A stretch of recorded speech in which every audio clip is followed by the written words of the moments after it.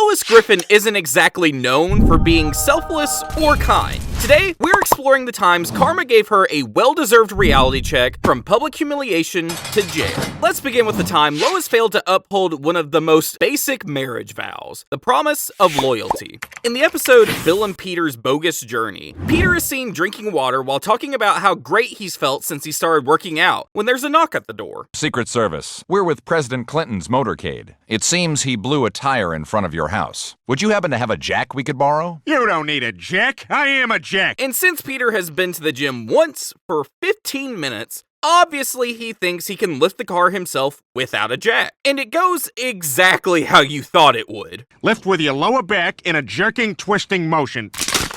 In the hospital, Peter realizes how he's getting old and he gets a visit from Bill Clinton shortly after. They have a heart-to-heart conversation where Peter opens up about how he doesn't feel as young as he used to. Tell me about it. I'm gonna make you believe it. When you get out of here, I'm gonna take you out and show you the time of your life. And by the time we're done, I promise you're gonna feel like a young man again. Now, it starts off pretty harmless with them going over to a Chuck E. Cheese or making prank calls. I mean, seriously, even teenagers don't do that stuff anymore. But soon enough, things escalate. What do you want to do next? Go to Mars, dude. And we all know what that means. Not just that, but they impulsively end up stealing a literal pig as well. Now, obviously all this recklessness takes a toll on Peter, and Lois ends up noticing this pretty soon. Oh, let me make you some coffee. And forbids Peter from hanging out with Bill anymore, since he's a bad influence. Peter, that former President Clinton is nothing but a bad influence. I forbid you to hang out with him anymore. No way! Bill Clinton makes me feel young. She decides it's best if she goes up to Bill to have a talk with him herself. And they did a lot more than just talk. Hey, Bill, you up for a little bowling? I swiped some money out of Lois's purse. I don't think she'll notice because she's here humping you! Real classy, Lois. Peter ends up going over to Quagmire's house to stay there for a while when Lois comes knocking on his door. The way I figure it, the only way to even things out between us is if you have sex with someone else too. You wanna get me laid? And is pretty adamant on it too. He ends up choosing a candidate that only Peter could have thought about choosing. Lois's mother, Barbara. Which obviously makes Lois feel weird, but she said anyone, right? Lois ends up asking her mom, and she very easily agrees. Would you have sex with Peter? Of course, dear. Really? Carter's been most insufferable lately, and this would just stick in his craw. That was way too fast. But, to everyone's surprise, Peter doesn't end up going through with the act. You have to, Peter, for the sake of our marriage. Screw our marriage. I love you. Really? Absolutely. And I don't care that you slept with Clinton. We'll get past it somehow.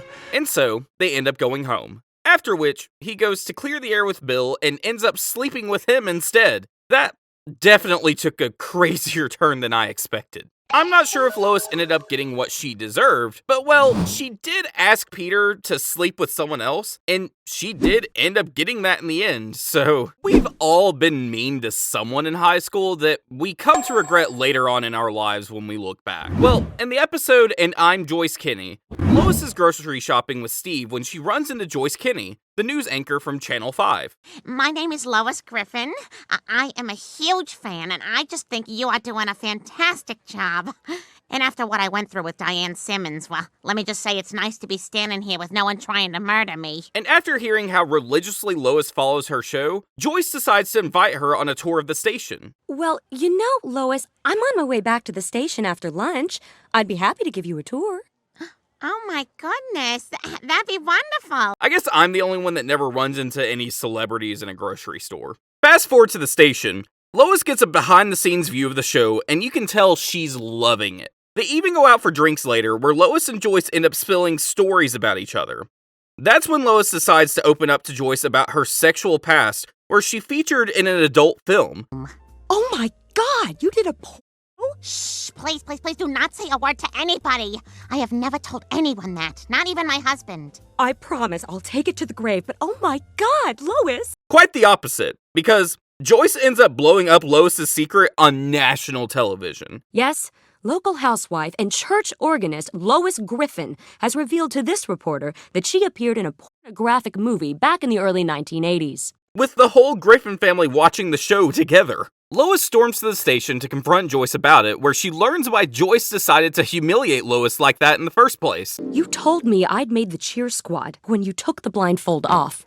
I was standing in front of the entire school with my pants around my ankles and a hot dog in my mouth. And well, turns out, Lois wasn't really the best schoolmate to have. If what Lois did was bad enough to warrant humiliation like this, that's something you can decide for yourself. But karma sure got its way back to Lois, even if it was decades later. The episode Lasik Instinct starts off with Lois dropping Stewie off and hitting Doug with her car shortly after.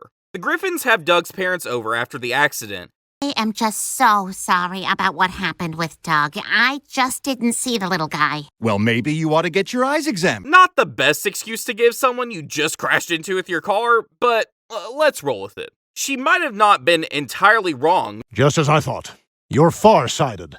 Oh no, what do I do about it? Oh, well, I'm no doctor, but I would say you either need to get glasses or maybe LASIK. She did agree to the surgery, but when the doctor removes her eye patches, it turns out that she's blind and can't see a thing. Oh my god. I'm blind! This definitely doesn't help me decide on LASIK either, honestly. Lois ends up being dependent on everyone else for her day-to-day activities since she's blind now. And she opens up to Meg about it, who suggests that Lois should let her feelings out on camera.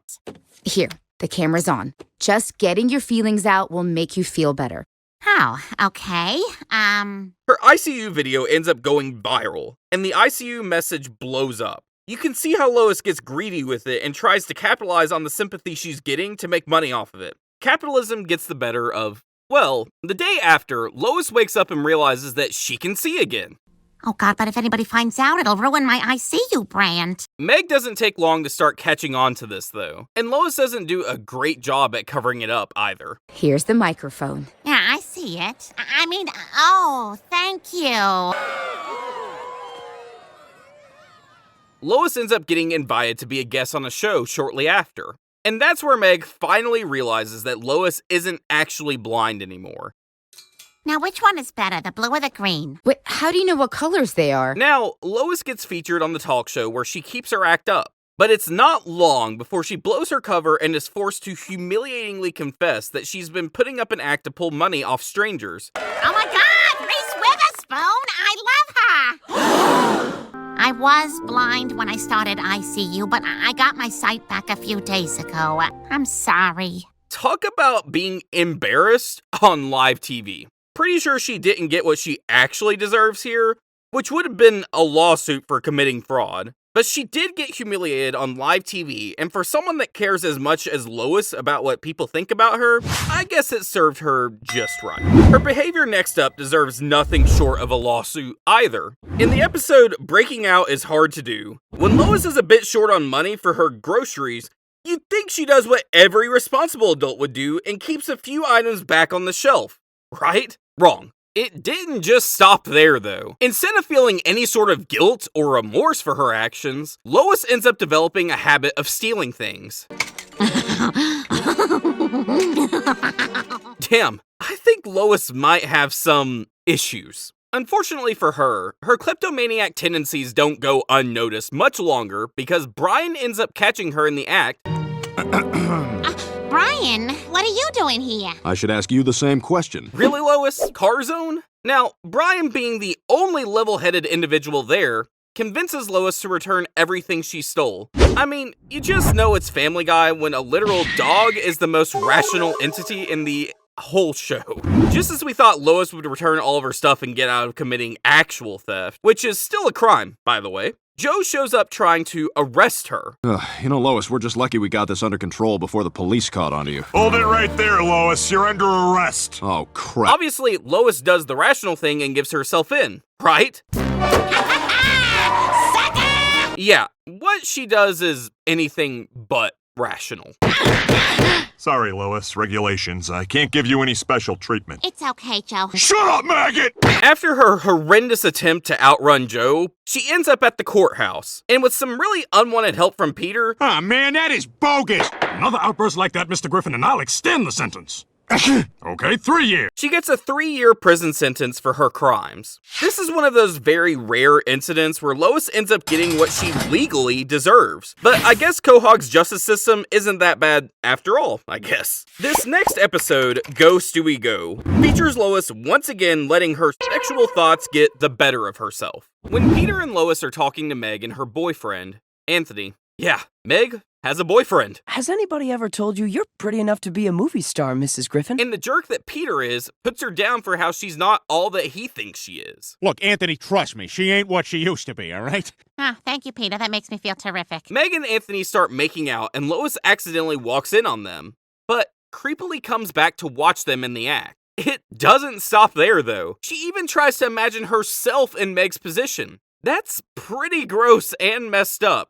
But what else can you expect from Lois anyway? And if there was any doubt left, she even confesses her feelings for Anthony to her shrink. I'm attracted to another man. Giggity. It's Meg's boyfriend, Anthony. Giggity. To clear your doubts even further, she even tries to roleplay with Peter as Anthony and herself as the hot suburban mom. I don't mean to judge Lois, but she's making it pretty hard at this point not to. Lois then comes up to Meg and Anthony to give him this weird letter for some reason. But the reason becomes pretty clear shortly after when Lois asks Meg to pick Grandpa up from the airport. And when Anthony tries to come along with Meg, I'll keep him company till you get back. Goodbye, Meg. As soon as Meg leaves, she hooks up with her own daughter's boyfriend, and she even tries to imply that it was forced when Meg stands there in shock. Rape? Pretty sick if you ask me. When Lois tries to come talk to Meg about it, she's obviously very angry and goes off on Lois. Never meant to steal him from you. Is that what you think? You stole him from me? I think I'd do a lot worse than Meg in this situation, honestly. But it's safe to say this mother-daughter relationship isn't going to be the same after this. Now, I don't know what possibly Lois should deserve for the heinous behavior she displayed, but a strained relationship with her daughter is what she got in return. In the episode, The Sun Also Draws, the Griffin family, apart from Brian, are on the way to the Youth Scout headquarters, driving there to readmit Chris after he got kicked from the team. Midway through the drive, Peter's stomach starts making some weird noises. Oh, you were right about that prune smoothie. And it's safe to assume he needs to take a pause to answer nature's calling. He tries fighting it off, but he's forced to take a stop at a nearby casino. While Peter heads to the bathroom, Lois leaves the kids to go ask for directions. That's when she meets a staff member that convinces her to gambling. It's not really gambling. It's just us trying to rebuild our shattered culture after you raped our land and defiled our women. Well, as long as you're not using it for firewater. That didn't take much, honestly. Now Peter comes back and starts looking for Lois, and that's when he finds her gambling like no tomorrow. Yeah. That's good, honey. Let's go. Yeah. He quite literally has to force her out of the casino. You'd think that'd be the end of it, but when Lois starts revealing exactly how much she lost, it's not great news. But here's the really silly thing, Peter. I sort of bet our car. And I thought I was bad at gambling. This is one of those moments where Lois got what she deserved, but the whole family had to suffer alongside her. In the episode, It Takes a Village Idiot and I Married One. While bathing in Lake Quahog with the family, Lois and the rest start shedding their hair and realize that the source of that toxicity is a nearby oil refinery illegally dumping their waste in the lake. Where's OSHA when you need it the most? This incident causes Lois to show up at the town hall to confront Mayor West and her latest revelation. Yeah, I told him it was fine. What? And in return, I get free oil for my hair. When she finds out about his corruption, she decides that she'll be standing up against the mayor in the upcoming elections. Mr. Mayor, I promise you this. Next election, I'm gonna run against you. And with some help from Brian and some very intellectual, undecided voters, Mrs. Griffin, what do you plan to do about crime in our city? A lot.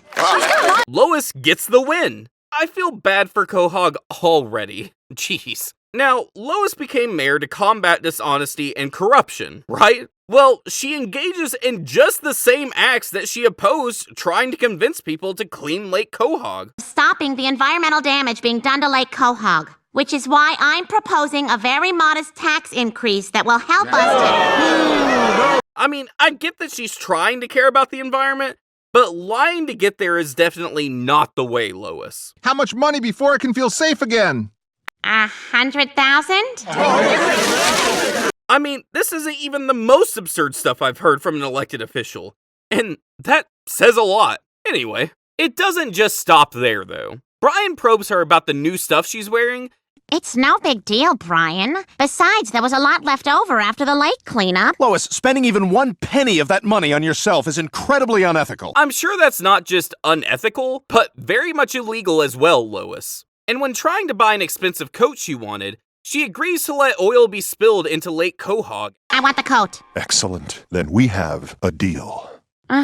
Brian's gonna be really upset when he finds out. Greed and power. It's always these two. Oh, Lois. Selling your dignity for the very thing you stood against. She does get a moment of enlightenment after she sees the immediate damage caused to the lake. You know what, West? You can have your job back. Politics does terrible things to good people. Once again, Lois ends up getting humiliated instead of getting jailed. But which politician has had a different story than that anyway? It doesn't make it any better that it starts off at Lois and Peter's anniversary. While changing in the bathroom at her parents' mansion, she gets walked in on by Joe, and Joe seems to have something going on down there. Later, Joe's wife tells Lois about how Joe and her had the best intimacy they've had last night.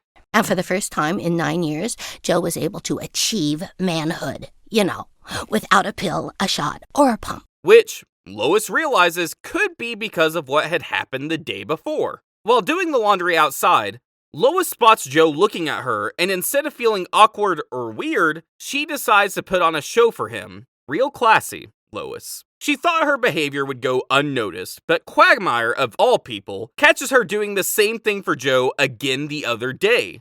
Oh my God, she's putting on some kind of weird show for Joe. Peter deserves to know. Who would have thought Quagmire could be a decent person, right? Quagmire spills the beans on what's been going on. What I'm trying to tell you is I saw Lois strutting around your front yard, basically putting on a sex show for Joe, and he was into it. What? And Peter shows up at Joe's door to serve some justice in his own way. Oh, hey, Peter. What are you clenching in that fist there? Well, that was sadder than what I was going for. Oh, God, those are all final notice wheelchair bills. Not a good day for Joe. When he confronts Lois about it, she just tries to gaslight Peter on how it's his fault and how he's not attracted to her anymore. So what if I was putting on a show? And maybe ask yourself why I'd even feel I have to do that. You don't find me attractive anymore. You'd think it'd stop there for Lois, but she even has the audacity to go to Joe's house once again to try to seduce him one more time. No thanks, Lois. And also, that's not how the sugar thing usually works. So he ends up rejecting her advances. After getting rejected, her delusional self thinks, it's not about me, it's about them. And if I could do it for Joe, I can do it for a whole hospital wing of disabled veterans. Not only is that weird and unethical, Lois, but it's illegal too. Unfortunately for her, she gets arrested shortly after. Honestly, might have saved the veterans a whole lot of trouble with that one. Lois has always been infamous for thinking she's always right and trying to impose her beliefs on others. That very characteristic is what ends up getting her in trouble in this incident. It all starts in Livin On A Prayer, where Stewie ends up befriending a boy named Scotty at a sing-along. After seeing how well they get along together, Lois and Scotty's parents set up a playdate for them together. Would you be interested in getting them together for a playdate? Oh, that sounds like a wonderful idea. Everything seems to be going great until Scotty doesn't feel all too well and passes out, so they decide to rush him to the hospital. Definitely not the best way for a first playdate to go. I'm afraid he's very sick. In fact, his lab work shows he's suffering from Hodgkin's lymphoma. Oh my God. But when his parents walk in, I'm so sorry to have to tell you this, but Scotty has cancer. We know. You do? Yes, but you shouldn't have brought him to the hospital without talking to us first. He clearly needed treatment. Oh, no, he doesn't receive treatment. We're Christian Scientists. What? Lois feels really weird about this and tries to talk them into getting him treated, but they walk away. Bothered by their unwillingness for treatment, Lois and the family show up at Scotty's house to have a talk with his parents about it. But it's clear that they're firm with their beliefs on Scotty's treatment, and Lois isn't able to get them to budge either. So she comes up with this genius plan to kidnap Scotty to get him treated. I'm talking about us going in there and taking that kid and getting him some help. I mean, I know it's wrong, but it's better than just letting him die. I mean, no one wants to see a kid not being treated for his disease, but I can't believe both of them are dumb enough to actually go through with the plan too. But unfortunately, they do get the job done. The news spreads about the kidnapping, so we know this isn't going to end well for Lois and Peter. Well, when they finally arrive at the hospital, it's already surrounded by police, reporters, and a huge crowd as well. At the hospital, they're met by Joe, who tells Peter and Lois they're under arrest for kidnapping. Joe, please get out of our way. I promise when this is over, I'll gladly go to prison for the rest of my life, but not until I bring this defenseless child into the hospital to get him the treatment he deserves. Lois even gets hurled at by the crowd, where they accuse her of blasphemy. The Lord can't do everything, you know. Blasphemy! Heresy! Sodomy! Sorry, I don't even know what's going on. How you doing? By the end, Lois manages to convince the family to get him treated. Well, then isn't it possible that penicillin, vaccines, and antibiotics are all actually answered prayers? Well, I guess through the Lord's will, anything is possible. But it doesn't change the fact that Lois got humiliated on live TV and in front of the whole town for kidnapping a literal baby, no matter how sincere her intentions may be. Thanks for watching. Click on the video on screen to watch more.